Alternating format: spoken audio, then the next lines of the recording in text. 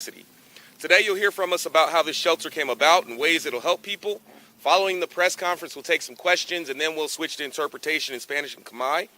Because the shelter isn't up yet, we won't have tours today. We think it'll take, about 3 weeks? 3 weeks. About 3 weeks to get the shelter up and running. Right now it's still being used as a gym. There's a class in there being taught right now. Also with us is Brent Dennis, who's the Director of Parks, Recreation, and Marines, and Homeless Services Bureau, Paul Duncan, and First to Serve, who's our nonprofit partner who will operate the site, both John Sutton and Bianca Martinez. With the support of the City Council and the hard work of our city staff, I'm pleased to announce that we will be opening a second winter shelter here in the city of Long Beach for the very first time in our city's history, which will expand our capacity to provide shelter and resources that are critically needed by people who are sleeping in cold, windy, and rainy months. In addition to the existing winter shelter at Community Hospital, the new shelter will be open right here in West Long Beach and will be operated in partnership with First to Serve Ministries, a nonprofit that's since 2003 has focused on providing transitional housing, medical, and support services to homeless men, women, and children. First to Serve also operates our Atlantic Bridge facility in North Long Beach and our current winter shelter over in East Long Beach. I had the opportunity to go and tour the shelter just this week, and they run an incredible operation, very positive staff, and we have utmost confidence they're going to run a great operation here. This new shelter is going to be great. Like I opened with, it's going to double our capacity and be open beyond winter. These beds will be available through May. This is the most capacity we've ever had by far in our winter shelter program. The new emergency shelter will have 84 beds in addition to the 81 beds that are at Community Hospital.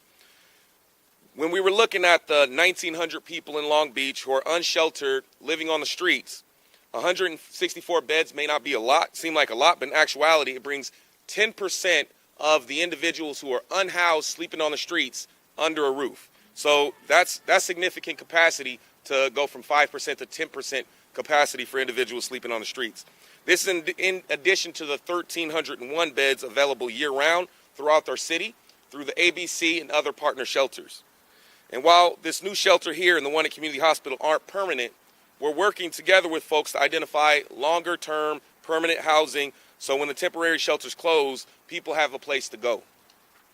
We wouldn't be able to do this, first of all, without Councilmember Roberto Uranga and the 7th District community. I personally know how difficult it is sometimes showing leadership on an issue, but when we put out the call to go all in, Councilmember Uranga did not hesitate. So thank you for stepping up and going all in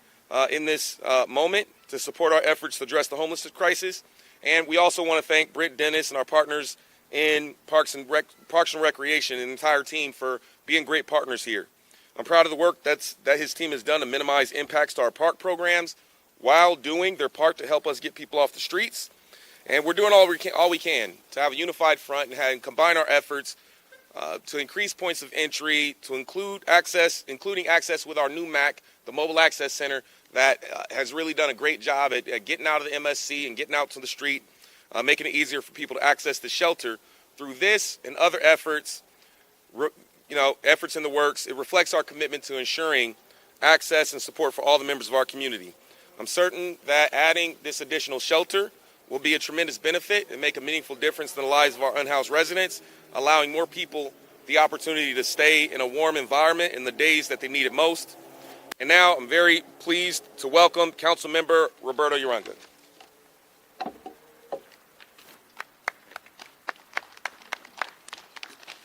Thank you, Mayor, for a very extensive description of what this homeless shelter does. I'm very pleased that Silverado Park is going to be a site. It's not the first time that it's going to be used for this opportunity. In 2000, at the height of the pandemic, the Silverado facility, the gym, was used for housing homeless individuals who were at risk of contracting COVID-19. At that time, we served a couple of hundred people, homeless people experiencing homelessness, and it went over very well. One of the things that I'm most pleased about is that it's taking place in the parks. With us as a city in the having better control and better access to provide support for people. So with that, I want to thank the mayor, city staff, Parks and Recreation, Public Works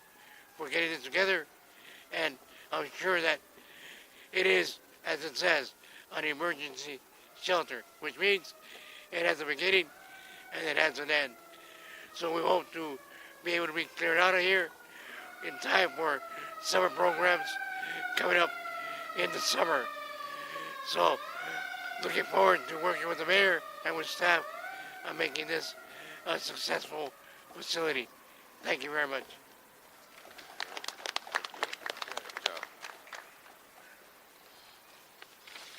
Thank you, Councilmember Uranga. I now want to invite up Kelly Colopy, our Director of our Health Department. Thank you, Mayor and Council Member. So this is our second emergency shelter, which we really see as a major step in addressing the immediate needs of our unsheltered residents. And while we still have a lot to do, opening this shelter is one of the many ways that we can help people right away. I'm really grateful to our operator, First to Serve Ministries, jumping into a third partnership so quickly. We appreciate you so much for that work. You've been an incredible partner throughout these processes, and so I just want to give you a big shout out. So this shelter, located here in the gym at Silverado, will be a place where people have clean restrooms, showers, and an outdoor area. Services at the shelter include housing focused case management, screening for housing programs, referrals to the year-round shelter programs, 3 meals per day, and various activities to increase engagement. The shelter will be open 24 hours a day and be able to accommodate, as the mayor said, 84 people through May. It will be open to men and women, and for people who have service animals or pets under 30 pounds, those animals are invited as well. If a person wants to access the shelter at the Silverado location, they will need to either register at the Multi-Service Center or through our Mobile Access Center, so through the MACs. The MAC really helps support folks who can't get to the MSC but who want to be sheltered. This will increase our reach and make it easier for people to access the shelter and to these critical services. After registering, they'll be able to take a shuttle from the MSC, or if people are registered through the MAC, the Mobile Access Centers, they'll be able to, we'll work with them to provide transportation to the shelter as well. It will not be a walk-up shelter at this location. The Multi-Service Center, for those who would like to enroll there, is at 1301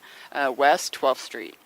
Daily pickups will be in the early evening and with transportation to the MSC in the mornings. And for the safety of shelter participants, staff in the community will have security here 24/7.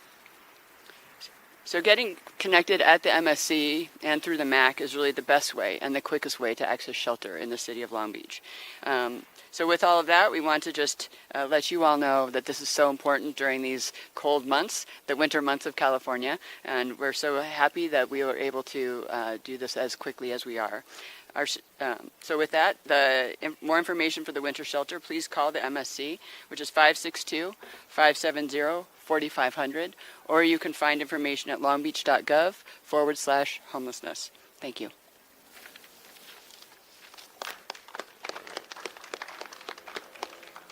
Okay, thank you,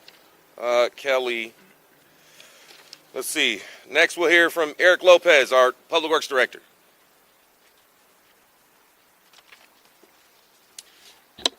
Thank you, Mayor,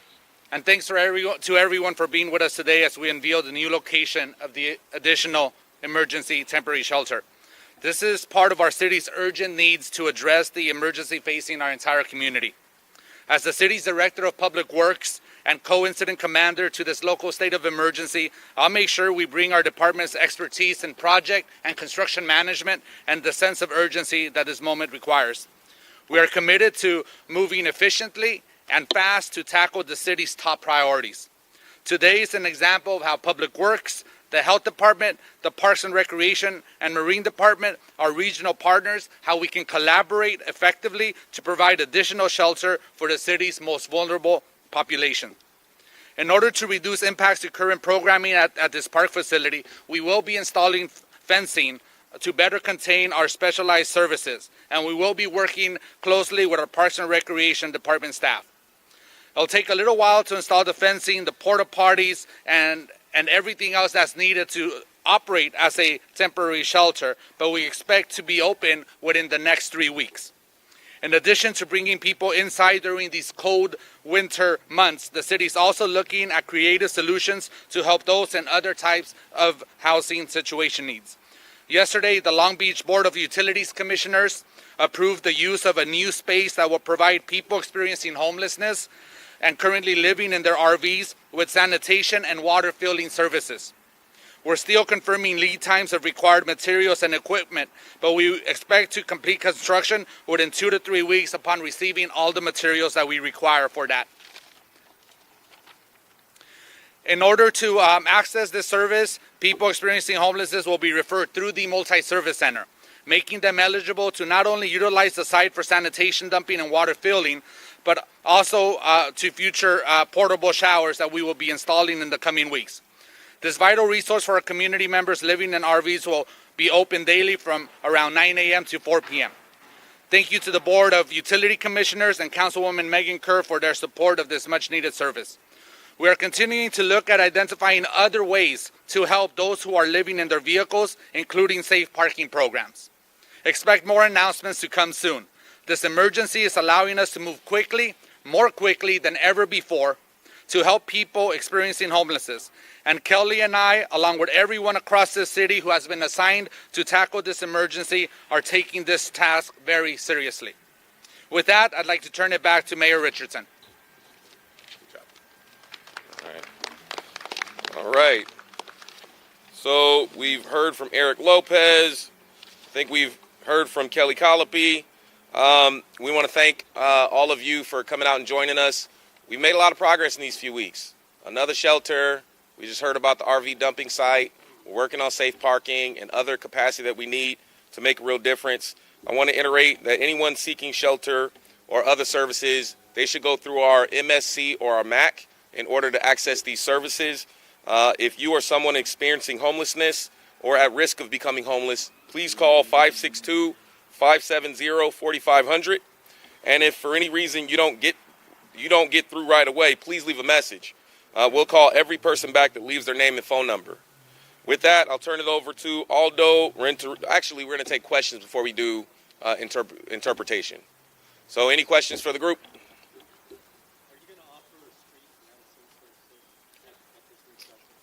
I don't know what street medicine is. I'm going to pass that to Kelly. It had a different definition when I was growing up. So our teams have public health nurses, so that our different teams, and so we'll be working to see what opportunities there are to utilize our programs in this location. We have partnerships with other street medicine providers as well through the LA County and through SCAN. So we'll be looking at those possibilities. Good, thank you. What else? Yes, ma'am.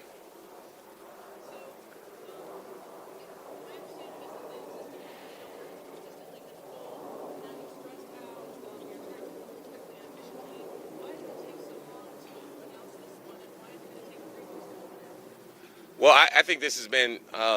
record time in setting up. It typically takes,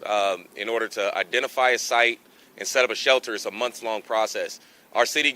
literally spends months identifying sites. Since we issued the call to action on the homeless response, we issued a call to all the departments to look at what's available, and we pulled this together pretty quickly, actually. Anybody want to add? Eric, you want to add something? Come on.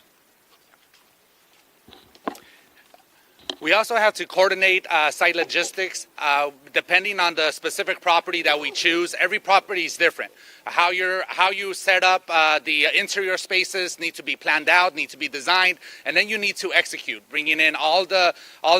different furniture, all the different materials that are required to get it ready to actually serve people. Then you have the site, the exterior of the site that you're working on, and you have to figure out how to keep it safe, how to keep it contained, how to make sure that we're providing adequate outdoor space. That takes time to plan,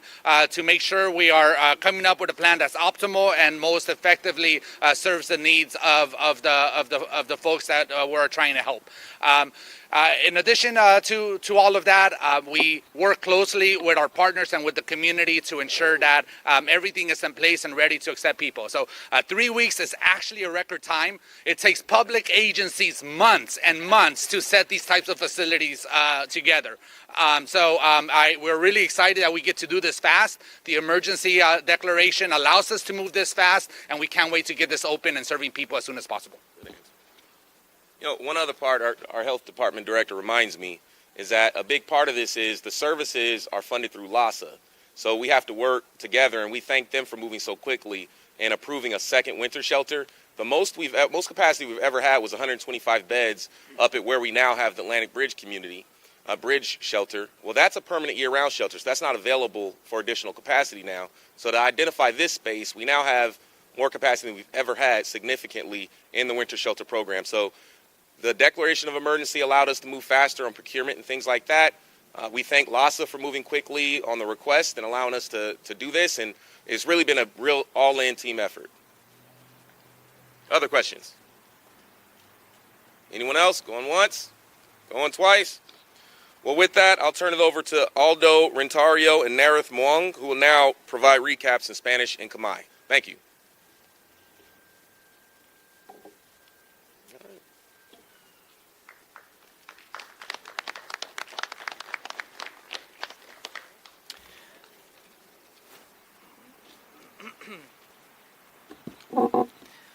Hola a todos, muy buenos días. Hoy nos acompañó el alcalde Rex Richardson y el concejal del Distrito 7, Roberto Aranga, y Kelly Colopoy, nuestro director del Departamento de Salud y el director de Obras Públicas. Además de sus funciones en nuestros departamentos, Kelly y Eric están liderando un proyecto en conjunto con esos esfuerzos de emergencia para personas sin hogar. Hoy compartieron cómo surgió este refugio y las formas en que ayudará a las personas a que tengan una mejor calidad de vida. Con el apoyo de nuestro concejal, el arduo trabajo de personas en la ciudad, nos complace anunciar que abriremos un segundo refugio de invierno en la ciudad de Long Beach, que ampliará nuestra capacidad para proporcionar este refugio que las personas necesitan críticamente para los fríos y temporadas de lluvia. Además, nuestro refugio de invierno existe en el hospital de la comunidad. El nuevo refugio será inaugurado en Silver Park, o conocido en español como el Parque Silverado, al oeste de Long Beach, y será operado en asociación con First Serve Outreach Ministry, que viene siendo una organización sin fines de lucro. Desde el 2003 se ha centrado en proporcionar vivienda de transición, que es el eje central que nos puede ayudar a vincular a estos servicios. First to Serve también opera en nuestro distrito en Atlantic Bridge Housing, que se refiere a vivienda. Nuestro refugio de invierno actual en el hospital y dentro de la comunidad. Este nuevo refugio de emergencia va a ser genial, va a ser algo que nos va a unir como ciudad, como sociedad, y unir ese tejido social. Duplicará nuestra capacidad y seguirá teniendo acceso después de la temporada de invierno. Estas camas estarán disponibles hasta finales de mayo. Como lo mencionó anteriormente, están duplicando esta capacidad. Sin embargo, el nuevo refugio de emergencia tendrá 84 camas disponibles, que se sumarán a las 81. En el sitio de refugio de invierno del hospital comunitario que ya está puesto en marcha. Cuando observamos a 2.300 personas en Long Beach que no tienen refugio, 164 camas pueden no parecer suficiente, pero siempre es un buen punto de partida para hacer el bien común. En realidad, se lleva el 7% de la población sin refugio desde el 2022 al interior. Esto se suma a las 1.300 camas disponibles durante todo el año a través de la ciudad y nuestras agencias asociadas. Aunque el nuevo refugio aquí y el hospital comunitario no son permanentes, estamos trabajando arduamente para que la gente se integre, para identificar viviendas a largo plazo, algo más estable, que nos ayude, que nos sirva para utilizarlo de mejor manera. Y esos refugios temporales llegarán, sin embargo, a su fin, pero que tengan un lugar permanente a largo plazo. El segundo refugio de invierno estará ubicado en el gimnasio del Parque Silverado, donde los usuarios tendrán acceso a baños limpios, a ducharse, un área libre para hacer sus necesidades de esparcimiento. Los servicios en el refugio incluyen la administración de casos que se enfocan en la vivienda, detección durante todo el año, 3 comidas por día y diversas actividades para aumentar su participación y su enfoque. El refugio estará abierto las 24 horas del día, 7 días a la semana, enfatizando ese punto, y podrá atender a 84 personas hasta el próximo mayo del presente año. Será disponible para hombres y para mujeres. Si una persona desea acceder al refugio en la ubicación de Silverado, deberá registrarse en el Centro de Servicios Múltiples o en el acceso del mismo centro móvil para aquellos que no puedan acudir físicamente al centro. No podríamos hacer esto sin el concejal Uranga y la comunidad del 7º Distrito del Consejo. Gracias por todo su apoyo. Es un paso adelante con la ciudad, hacer todo esto posible para apoyar nuestros esfuerzos, para resolver la crisis de las personas sin hogar y a las mismas veces la indigencia. Brett Dennis y nuestros socios del Departamento de Parques y Recreación y a todo el equipo también han sido colaboradores increíbles y esenciales. Se les agradece. Estamos orgullosos del trabajo que el equipo ha hecho en conjunto para reducir los impactos de estos programas de parques mientras hacen su parte ayudando a las personas a salir de las calles y vincularlos a dichos servicios que son tan importantes y fundamentales. Estamos haciendo todo lo posible para combinar nuestros esfuerzos, incluso con nuestro centro de acceso móvil. Facilita el acceso a las personas y el refugio a la misma vez. Estos esfuerzos que se encuentran en proceso reflejan nuestro compromiso para garantizar el acceso y el apoyo para todos los integrantes de nuestra comunidad. Para obtener mayor información sobre el refugio de invierno, favor de comunicarse al ADA 562-570-4500 o visite la página en línea del ayuntamiento. Se les agradece. Muchísimas gracias por sintonizarse.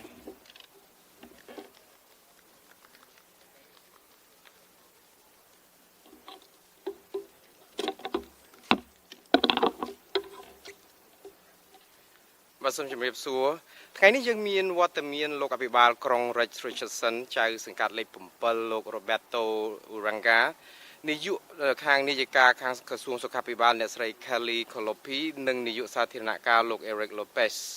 បន្ថែមទៅលើតួនាទីដែលមានស្រាប់របស់ពួកគាត់គឺអ្នកស្រី Kelly និងលោក Eric គឺជាសមាជិកខាងក្រុមថ្នាក់ដឹកនាំការងារគម្រោងដោះស្រាយបន្ទាន់បញ្ហាអនាថាឬក៏ភាពគ្មានផ្ទះសម្បែងផងបាទថ្ងៃនេះគឺនេះជាសារទាំងស្រុងរបស់លោកអភិបាលក្រុងដូចតទៅដោយមានការជ្រោមជ្រែងពីក្រុមប្រឹក្សាក្រុងនិងការពុះពៀដដែលជើងពីមន្ត្រីសាលាក្រុងផងយើងខ្ញុំមានសេចក្តីសោមនស្សសូមប្រកាសថាយើងនឹងដាក់ឲ្យដំណើរការទីជំរកទី2សម្រាប់រដូវត្រជាក់នៅឯទីក្រុងឡុងបិចដែលត្រូវពង្រីកសមត្ថភាពរបស់យើងនៅក្នុងការផ្ដល់ទីជំរកនិងធនធានដែលមានសារៈសំខាន់បំផុតនិងចាំបាញ់បំផុតសម្រាប់ប្រជាពលរដ្ឋយើងនៅក្នុងរដូវត្រជាក់ដែលខ្យល់ធ្លាក់ផងនិងមានភ្លៀងផងនេះបន្ថែមទៅលើជំរកទី2ដែលមានស្រាប់នៅមន្ទីរពេទ្យសហគមន៍របស់យើងនោះជំរកថ្មីនេះនឹងបើកដំណើរការនៅឧទ្យាន Silverado នៅខាងលិចទីក្រុងឡុងបិចហើយនឹងបើកដំណើរការដោយមានកិច្ចសហការជាដៃគូជាមួយនឹងក្រសួងផ្សព្វផ្សាយបម្រើប្រជាពលរដ្ឋជាដៃគូគ្នាគឺក្រសួងផ្សព្វផ្សាយបម្រើប្រជាពលរដ្ឋជាចម្បងដែលជាអង្គការមិនរកប្រាក់កម្រៃបើកពីឆ្នាំ2003ដោយផ្ដោតទៅលើការផ្ដល់លំនៅឋានអន្តរកាលផ្ដល់សេវាសុខាភិបាលនិងការឧបត្ថម្ភដល់ស្ត្រីបុរសនិងកុមារផងដែលជាកុមារអនាថានិងបុរសស្ត្រីជាកុមារអនាថាជាមនុស្សអនាថាអង្គការបម្រើប្រជាពលរដ្ឋជាចម្បងនេះគឺជាអ្នកបើកដំណើរការទីតាំងលំនៅឋាននៅឯ Atlantic Bridge Housing និងជំរករដូវរងារដូវបច្ចុប្បន្នរបស់យើងនៅមន្ទីរពេទ្យសហគមន៍នោះ បាទជំរកថ្មីបន្ទាន់សម្រាប់គ្រាមានអាសន្ននេះគឺជាជំរកដ៏អស្ចារ្យព្រោះវានឹងបង្កើនសមត្ថភាពរបស់យើងឲ្យទទួលមនុស្សកើនឡើងទ្វេដងហើយជំរកនេះបើករហូតដល់ផុតរដូវត្រជាក់ទៅទៀតបាទក្រែនៅតាមជំរកថ្មីនេះនឹងនៅតែបន្តផ្ដល់កន្លែងកក់ក្ដៅដល់ជនអនាថារហូតដល់ចុងខែឧសភាឯណោះដូចខ្ញុំបានជម្រាបរួចទៅហើយយើងនឹងពង្រីកជំរករបស់យើងឲ្យគុណលើស2ដងទៅទៀតជំរកថ្មីសម្រាប់គ្រាបន្ទាន់នេះនឹងបំពាក់ក្រែ84ក្រែបន្ថែមលើក្រែ81ក្រែនៅតាមទីជំរករដូវរងាមន្ទីរពេទ្យសហគមន៍បាននៅពេលដែលយើងមើលតួលេខពលរដ្ឋដែលមានរស់នៅដោយអនាថាចំនួន2300នាក់នៅក្នុងក្រុងឡុងប៊ិចទាំងមូលយើងឃើញថា164ក្រែដូចជាមិនច្រើនពេកទេក៏ប៉ុន្តែជាការពិតជាក់ស្ដែងគឺចំនួនក្រែនេះគឺស្មើនឹង7%នៃជនអនាថាដែលយើងបានផ្ដល់ទីជម្រកជូនសមរម្យបើតាមស្ថិតិឆ្នាំ2022នៃជនអនាថានោះចំនួនក្រែទាំងនេះគឺជាចំនួនបន្ថែមទៅលើចំនួនក្រែដែលមានស្រាប់ចំនួន1301ក្រែដែលមានពេញមួយឆ្នាំសម្រាប់បងប្អូនដែលជាជនអនាថានិងដែលផ្ដល់ជូនដោយទីភ្នាក់ងារជាដៃគូរបស់ក្រុងប៉ុន្មានហើយបើទោះបីជាជំរកថ្មីនៅទីនេះនឹងជំរកនៅឯមន្ទីរពេទ្យសហគមន៍មិននៅជាអចិន្ត្រៃយ៍យ៉ាងណាក៏ដោយក៏យើងកំពុងតែប្រឹងប្រែងរកមើលលទ្ធភាពធ្វើឲ្យទីជំរកនេះនៅបានយូរអង្វែងឬក៏ជាអចិន្ត្រៃយ៍ដើម្បីពេលដែលជំរកបដាអាសន្នបិទទៅពួកគាត់មានកន្លែងផ្សេងដើម្បីជ្រកកោនស្នាក់នៅជំរកទី2សម្រាប់រដូវរងានេះនឹងបើកដំណើរការនៅក្នុងក្លឹបហាត់ប្រាណនៅឯឧទ្យាន Silverado ដែលពលរដ្ឋអនាថាអាចប្រើបន្ទប់ទឹកឬក៏បង្គន់និងទីធ្លាខាងក្រៅបានផងដែរសេវានៅទីជំរកនេះរួមមានការរៀបចំសំណុំរឿងសម្រាប់លំនៅឋានការជួយចុះឈ្មោះសុំផ្ទះនៅការបញ្ជូនបន្តទៅរកកម្មវិធីជំរកពេញមួយឆ្នាំអាហារ3ពេលនៅក្នុងមួយថ្ងៃនិងសកម្មភាពផ្សេងៗទៀតដើម្បីការចូលរួមរបស់ពួកគាត់នៅក្នុងសហគមន៍ទីជំរកនេះនឹងបើកដំណើរការ24ម៉ោងនៅក្នុងមួយថ្ងៃហើយអាចឲ្យដាក់មនុស្សបានរហូតដល់ទៅ84នាក់រហូតដល់ចុងខែឧសភានោះបើកទទួលទាំងប្រុសទាំងស្រីបានណាម្នាក់ចង់ចូលស្នាក់នៅទីជំរកនេះនៅឧទ្យាន Silverado នេះគឺពួកគាត់ត្រូវចុះឈ្មោះនៅមជ្ឈមណ្ឌលពហុសេវាឬក៏ Multi Service Center ឬក៏នៅមណ្ឌលសេវាចល័តហើយសម្រាប់អ្នកដែលមិនអាចធ្វើដំណើរទៅមជ្ឈមណ្ឌលសេវាដែលពហុនោះបាននោះជាចុងក្រោយយើងក៏ធ្វើកិច្ចការងារនេះបានគឺដោយបើសិនជាគ្មានចៅសង្កាត់លេខ7លោក Roberto Ranga នោះទេគឺយើងទៅមិនរួចទេសូមអរគុណលោកចៅសង្កាត់ដែលបានដុតដៃលើជើងជួយយើងខិតខំអស់ពីកម្លាំងកាយចិត្តដើម្បីជួយដល់គម្រោងសាលាក្រុងនៅក្នុងការដោះស្រាយវិបត្តិជនអនាថា